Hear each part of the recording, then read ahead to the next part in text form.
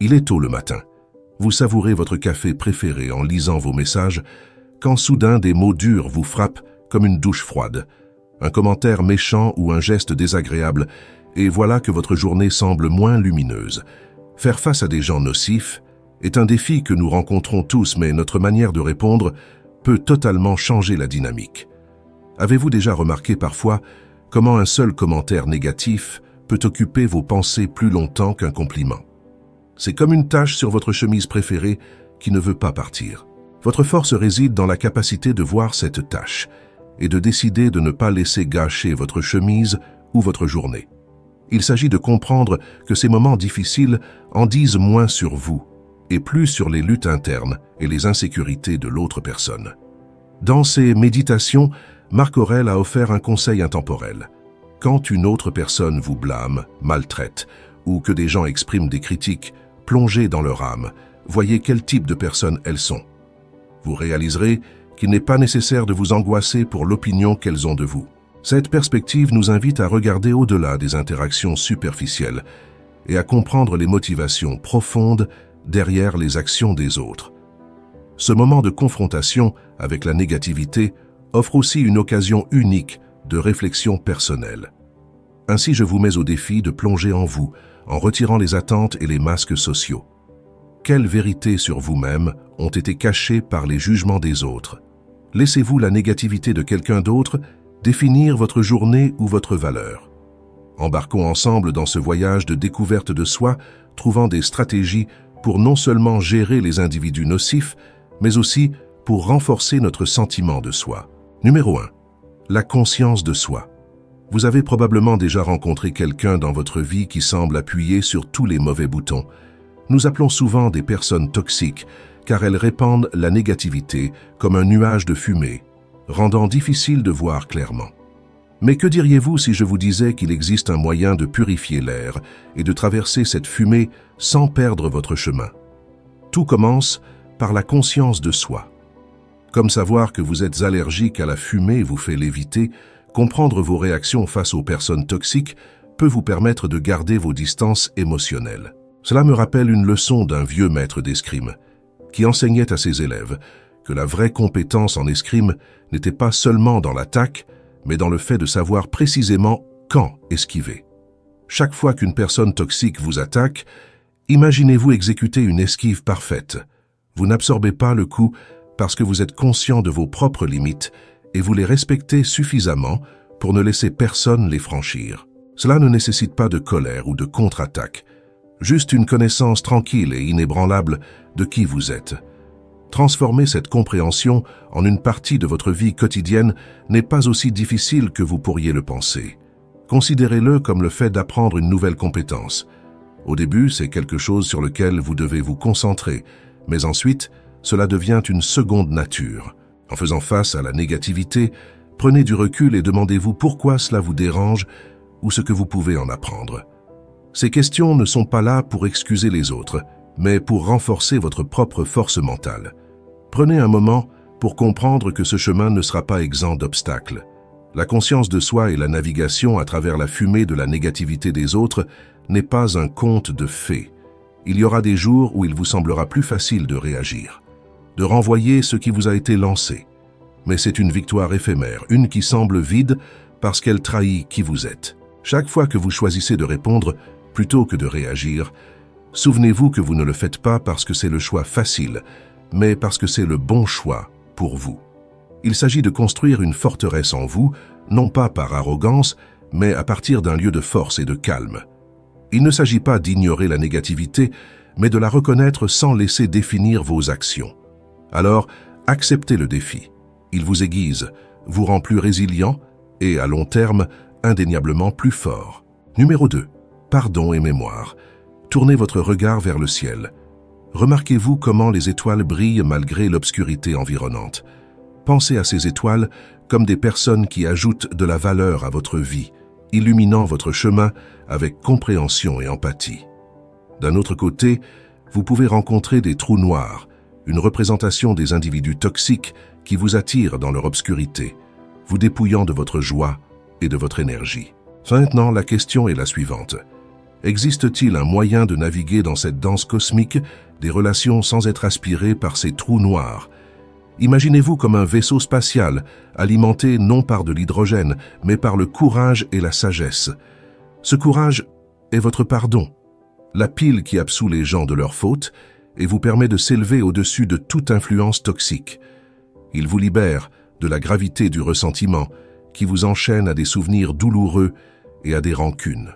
Pourtant, chaque vaisseau spatial a besoin d'un système de navigation, c'est votre mémoire, la gardienne des leçons de vie, le murmure silencieux à votre oreille qui vous rappelle de prendre un détour quand un trou noir connu se profile sur votre chemin. La vérité est que nos rencontres passées avec la toxicité ne sont pas des entraves. Elles sont des points sur une carte étoilée qui nous guident vers des orbites plus sûres. Chaque leçon apprise en traitant avec un individu toxique, chaque émotion puissante ressentie devient un phare qui nous rappelle ce qu'il faut éviter et aide à façonner nos interactions. Cette combinaison de pardon et de mémoire est la boussole qui nous guide à travers la constellation complexe des relations. Gardez ces pensées à l'esprit et réfléchissez à votre voyage à travers cette danse céleste des relations. À travers qui voyez-vous l'éclat d'une étoile et de qui devez-vous vous détourner comme d'un trou noir? Utilisez votre pardon comme un carburant qui vous propulse en avant et laissez votre mémoire vous aider à naviguer pour éviter de répéter les mêmes schémas dans la danse des relations. Dans ce ballet complexe de la vie, aspirons à être le vaisseau spatial qui forge son chemin à travers le chaos cosmique avec une grâce raffinée, animée par la puissance du pardon et guidée par la sagesse de la mémoire. Numéro 3. Stabilité émotionnelle. Naviguer dans la vie entourée d'individus toxiques peut ressembler à une marche à travers un brouillard dense. Vous perdez de vue où vous allez et chaque pas semble incertain. Mais que diriez-vous si je vous disais qu'il existe un moyen de dissiper ce brouillard? Cela commence de l'intérieur grâce à la force de la stabilité émotionnelle cultivée par le stoïcisme. Pensez à cette personne qui, quel que soit le chaos, ne semble jamais perturbée. Comme une montagne ferme face à la tempête furieuse. Il ne s'agit pas d'être indifférent ou froid, mais de reconnaître que la seule chose vraiment sous notre contrôle est la façon dont nous répondons au monde extérieur. Le stoïcisme nous enseigne que notre pouvoir réside dans notre réaction et non dans la tentative de contrôler l'incontrôlable. Ainsi, lorsque confrontés à la toxicité, nous canalisons notre stoïcien intérieur au lieu de nous engager dans le drame, nous faisons une pause. C'est comme être dans l'œil de l'ouragan. Tout est sauvage à l'extérieur, mais ici, c'est calme. Cet espace nous permet de respirer, de réfléchir, puis d'agir à partir d'un lieu de calme rationnel. Il s'agit de déplacer notre attention de ce qui se passe autour de nous à la manière dont nous allons laisser cela affecter notre paix intérieure. Et comment faisons-nous cela? En pratiquant la pleine conscience. Oui, cela est beaucoup évoqué de nos jours, mais voici le vrai point fort. Cela fonctionne. La pleine conscience nous permet de nous détacher, d'observer le chaos sans y être aspiré. Il ne s'agit pas d'ignorer la toxicité, mais de la reconnaître sans laisser cela dicter notre paix. C'est réaliser que tout comme les nuages dans le ciel, ces moments passeront. Alors, la prochaine fois que vous vous trouvez au milieu de la négativité, rappelez-vous que vous êtes l'architecte de votre paix, construisez-la solidement. Numéro 4. Établir des limites. Imaginez entrer dans un monde où chaque interaction que vous avez est comme un coup de pinceau sur la toile de votre journée. Certains coups sont vibrants et inspirants, améliorant la beauté de votre existence, puis il y a ces coups sombres, lourds et incohérents laissés par des personnes toxiques dans votre vie. Ces interactions ne laissent pas seulement une marque, elles altèrent l'ensemble du chef-d'œuvre de votre journée, votre humeur et même votre perception de vous-même. Pensez maintenant aux stoïciens anciens. Ils étaient maîtres de leurs propres esprits, non pas en évitant les difficultés, mais en fortifiant leurs murs intérieurs. Ils savaient que chaque opinion critique ou énergie négative ne méritait pas leur attention. Que diriez-vous si je vous disais que gérer des personnes toxiques pourrait être abordé avec le même stoïcisme? Il ne s'agit pas de construire un mur impénétrable, mais de choisir quelles portes ouvrir et quand. Cette ouverture sélective ne vous rend pas moins bien.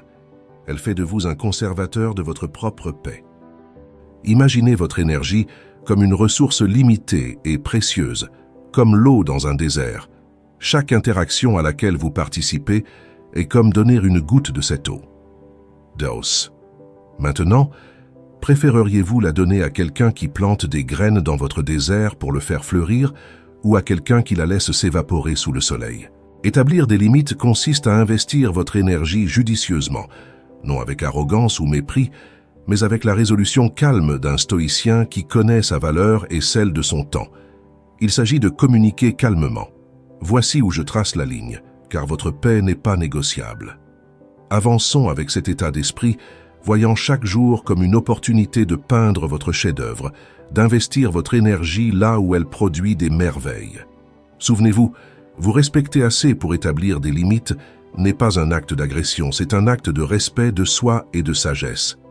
Commencez aujourd'hui, non pas en coupant les gens de votre vie, mais en délimitant où votre jardin se termine et où commence la nature sauvage, et observez comment le paysage de votre vie se transforme. Si cette vidéo résonne avec vous, faites-le nous savoir dans les commentaires et donnez-lui un j'aime pour diffuser son message.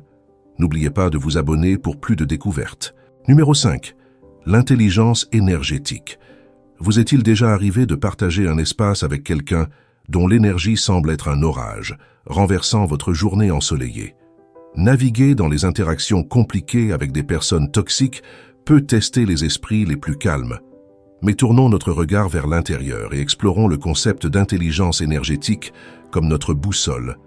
Pensez à votre énergie comme à une barrière protectrice, semblable au mur d'une ancienne ville, quelque chose qui préserve votre paix et garde à distance la négativité indésirable.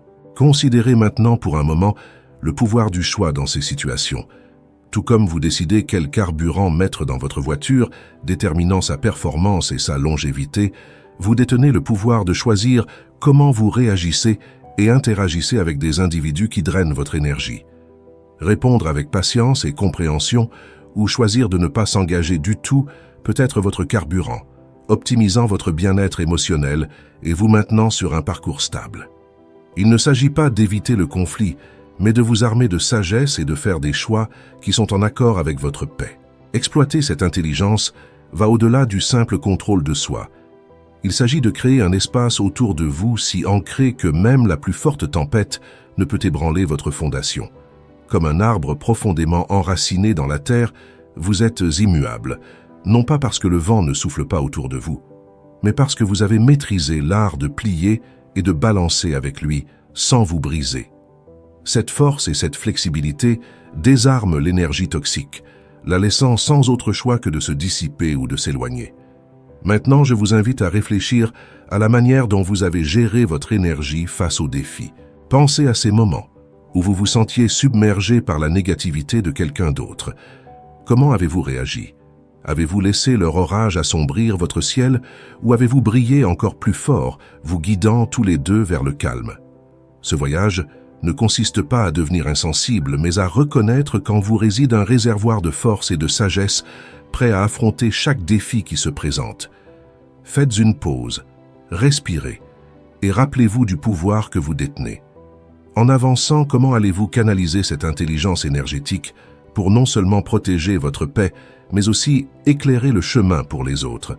Souvenez-vous, le vrai test de votre force intérieure n'est pas comment vous évitez la tempête, mais comment vous dansez sous la pluie. Numéro 6. Se concentrer sur les objectifs. Vous savez, quand vous avez fixé votre regard sur quelque chose que vous voulez vraiment, peut-être maîtriser une nouvelle compétence, atteindre un objectif de fitness ou même avancer dans vos projets personnels, cela ressemble à être sur un chemin clair, n'est-ce pas? Mais alors, de manière inattendue, vous rencontrez des personnes ou des situations qui dépriment votre esprit.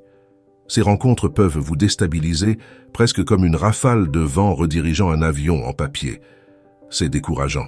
Prenons l'histoire de Jordan, par exemple. Jordan était tout à fait engagé dans le démarrage d'une petite entreprise en ligne. Le scepticisme des amis et de la famille est arrivé par vagues, certains exprimant des doutes à haute voix, d'autres recommandant subtilement des chemins plus sûrs. C'est un scénario avec lequel beaucoup d'entre nous sont familiers. Au lieu de s'impliquer dans des débats stériles ou d'essayer de valider ses ambitions, Jordan s'est concentré sur l'affinement de ses compétences, l'élargissement de ses connaissances et la construction de son entreprise, une étape à la fois. Que pouvons-nous apprendre du voyage de Jordan? Une croyance inébranlable en sa vision et un refus de laisser la négativité détourner son chemin. Cela nous amène à la manière dont nous traitons avec les personnes toxiques, une compétence qui nécessite de la finesse. Les stoïciens étaient sur quelque chose de profond. Ils se concentraient sur ce qui était sous leur contrôle. Et soyons honnêtes, changer les autres n'est pas dans cette catégorie. Cependant, gérer notre réponse à eux est bien à notre portée. Il s'agit de maintenir une barrière mentale, s'assurant que la négativité ne pénètre pas et n'obscurcit pas notre jugement ou notre esprit. Imaginez un imperméable lors d'une averse. Il n'arrête pas la pluie, mais vous garde au sec. C'est le genre de résilience que nous recherchons.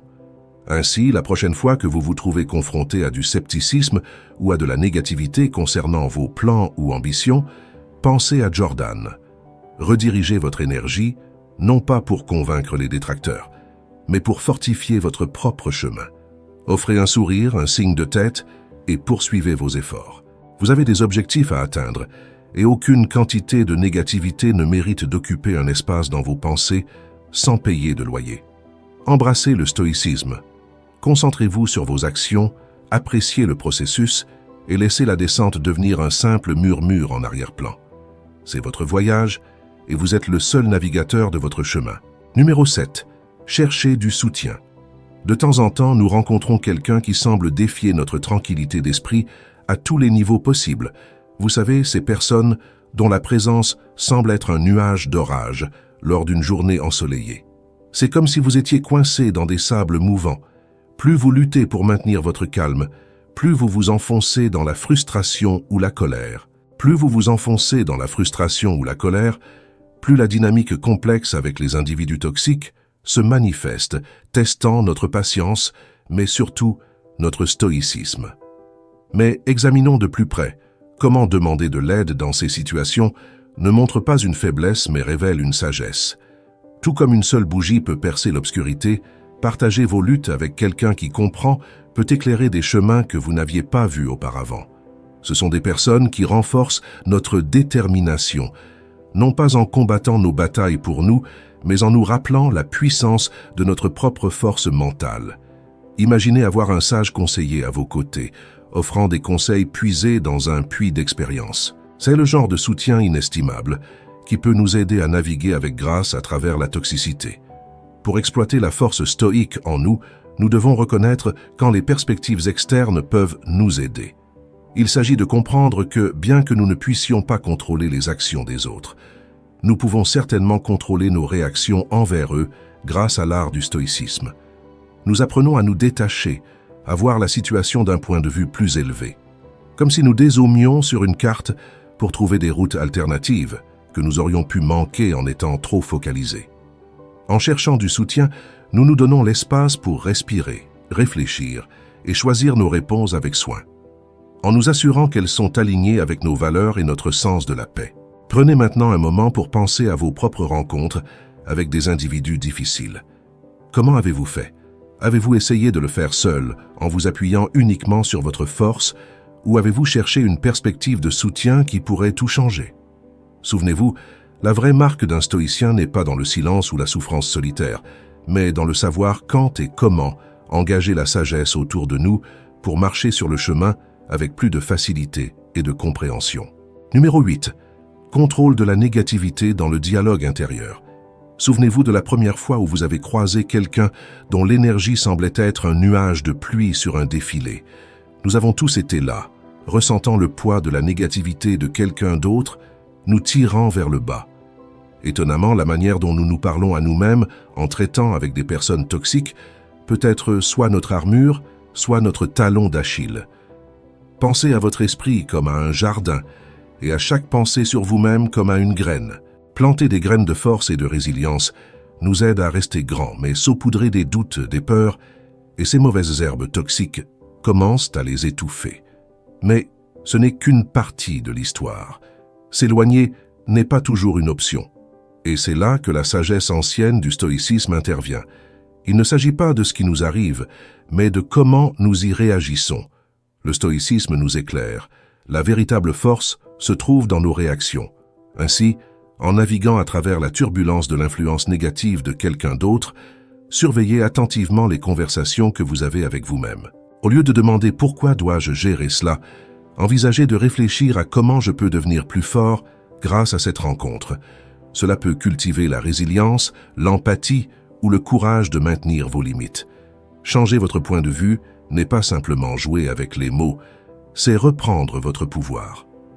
Un autre outil à votre disposition est ce petit mais puissant concept appelé détachement. Pas froid ni indifférent, mais choisissant judicieusement où va votre énergie. Imaginez les commentaires négatifs de quelqu'un comme des flèches. Maintenant, si votre estime de soi est un bouclier impénétrable, ces flèches ne peuvent pas vous toucher. Cela ne signifie pas que vous ne ressentirez pas parfois la piqûre, mais souvenez-vous que ces flèches ne peuvent vous blesser que si vous les laissez faire. Prenez donc un moment pour réfléchir.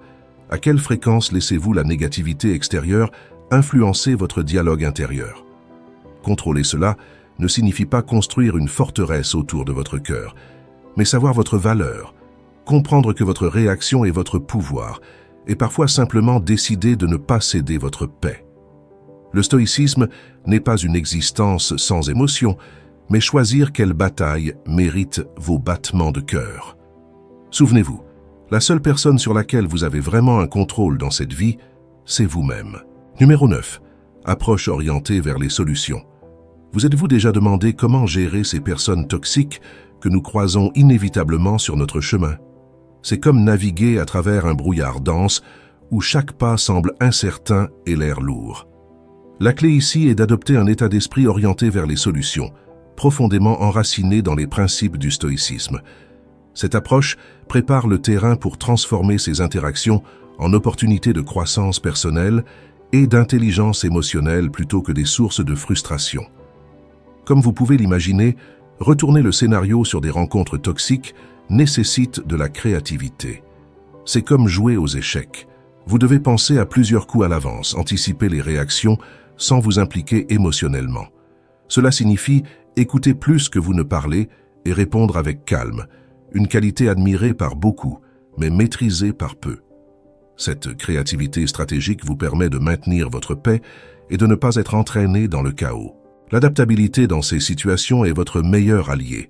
C'est la capacité de rester fidèle à vos valeurs tout en naviguant à travers les défis des interactions avec des personnalités difficiles. Imaginez que vous êtes un arbre, solide dans vos racines, mais flexible dans le vent. Vous vous balancez mais ne rompez pas face aux tempêtes de toxicité. Cette résilience renforce votre caractère et vous équipe des outils nécessaires pour affronter n'importe quelle tempête. Je vous invite maintenant à réfléchir. Comment réagissez-vous face à la négativité ou la manipulation? Souvenez-vous que la présence de personnes toxiques peut ne pas être sous votre contrôle, mais votre réaction l'est. En incorporant une mentalité stoïque et orientée vers les solutions, vous ne vous contentez pas d'éviter les pièges de la négativité. Vous façonnez activement une vie de paix, de résilience et de dignité. Rappelez-vous, dans la grande ordonnance des choses, ce ne sont pas les obstacles que nous rencontrons, mais comment nous les surmontons qui nous définissent. Numéro 10. Évitez les arguments inutiles. Choisissez vos batailles avec sagesse, un conseil aussi vieux que le temps, mais jamais autant pertinent que dans le monde d'aujourd'hui où chaque interaction peut sembler un champ de mines. Quand vous traitez avec des gens toxiques, c'est comme naviguer dans un labyrinthe obscur. Vous ne savez jamais quand vous allez heurter un mur. La clé ici n'est pas de foncer sur chaque mur que vous rencontrez, mais de sentir votre chemin et de décider quel chemin valent la peine d'être emprunté. Certains conflits sont des impasses, des drains d'énergie sans issue ni trésor à la fin. Reconnaître cela peut vous épargner beaucoup de maux de tête. Vous serez surpris d'apprendre que parfois, la chose la plus puissante que vous pouvez faire est de ne pas réagir du tout. Le silence peut être plus éloquent que n'importe quel mot que vous pourriez lancer dans la mêlée. Quand les gens toxiques dirigent leur négativité vers vous, ils cherchent souvent une réaction, un signe que leurs mots ont touché leur cible. En choisissant de ne pas vous engager, vous retirez le vent de leur voile. Il ne s'agit pas d'ignorer le problème, mais de choisir de ne pas le laisser vous contrôler. Votre énergie est précieuse, dépensez-la dans des batailles qui comptent. Méfiez-vous du piège de tenter de changer le comportement toxique de quelqu'un en argumentant ou en raisonnant avec eux, C'est comme essayer d'éteindre un feu avec de l'essence. Cela ne fait qu'alimenter les flammes. Au lieu de cela, posez des questions réfléchies pour les encourager à voir la situation sous un angle différent. Il s'agit de passer de la confrontation à la conversation. Cette approche ne fonctionnera pas à chaque fois, et c'est normal. Le but n'est pas de gagner chaque bataille avec eux, mais de maintenir votre paix et votre dignité dans le processus. Sur le champ de bataille, l'empathie est votre bouclier, et la patience, votre épée. Essayer de comprendre d'où vient l'autre personne ne signifie pas que vous êtes d'accord avec eux, ou que vous approuvez leur comportement. Cela signifie que vous êtes assez fort pour regarder au-delà de la surface. Rappelez-vous que chacun mène ses propres batailles, dont certaines vous sont totalement inconnues. En pratiquant la patience, vous vous donnez le temps de répondre plutôt que de réagir. Cela ne vous rend pas faible, cela vous rend sage. Je vous invite à prendre un moment et à réfléchir à vos rencontres avec des personnes difficiles. Y a-t-il des schémas que vous remarquez? Y a-t-il des batailles que vous menez qui ne valent tout simplement pas votre temps? Se montrer stoïque ne signifie pas être sans émotion. Il s'agit de ne pas laisser vos émotions vous contrôler. Il s'agit de choisir où concentrer votre énergie, en sachant que toutes les batailles ne sont pas dignes de votre intérêt. Alors, la prochaine fois que vous serez confronté à un argument potentiel, faites un pas en arrière, respirez et demandez-vous si cela vaut vraiment votre paix. Numéro 11. Détection de la fausse cordialité. N'est-ce pas choquant de voir comment une simple discussion peut rapidement escalader en un conflit complet, comme une petite étincelle se transformant en un incendie dévastateur, détruisant tout sur son passage? Mais voici le point clé. Toutes les étincelles n'ont pas besoin de se transformer en feu, surtout lorsqu'on traite avec des personnes toxiques. Comprendre le concept de fausse cordialité peut être votre extincteur. Il s'agit de reconnaître quand quelqu'un prétend être de votre côté tout en empilant silencieusement du bois pour alimenter les flammes. Le langage corporel ne ment pas. Un sourire qui n'illumine pas les yeux ou des bras croisés serrés sur la poitrine sont des signes indéniables d'insincérité, un indice subtil que vous êtes confronté à des agendas cachés, pas à une véritable préoccupation. Prenez un moment et écoutez ce qui n'est pas dit. Une voix qui coule de miel mais manque de chaleur, ou un rire maladroit qui semble détonner avec le flux de la conversation, peut révéler plus que les mots ne le pourraient jamais. Ces nuances de communication sont comme des fils invisibles tirant sur votre intuition, vous poussant à réaliser que tout n'est pas comme il semble. La manière dont quelqu'un parle peut être le miroir reflétant ses véritables intentions, claires comme le jour pour ceux qui choisissent de voir. Maintenant, pensez aux modèles que vous remarquez dans le comportement des gens. Des actions cohérentes révèlent le véritable caractère d'une personne, comme le battement régulier d'un tambour inchangé et fiable. D'un autre côté, un comportement qui varie grandement en fonction de qui regarde est aussi fragile qu'une feuille dans le vent, signifiant que la démonstration d'amitié n'est que cela, une représentation. Il est crucial d'observer ces modèles, car dans le domaine des interactions humaines, la cohérence est reine. Être capable de filtrer les façades de fausse cordialité n'est pas seulement une question de protection contre les relations toxiques, il s'agit de cultiver un environnement où les relations authentiques peuvent s'épanouir.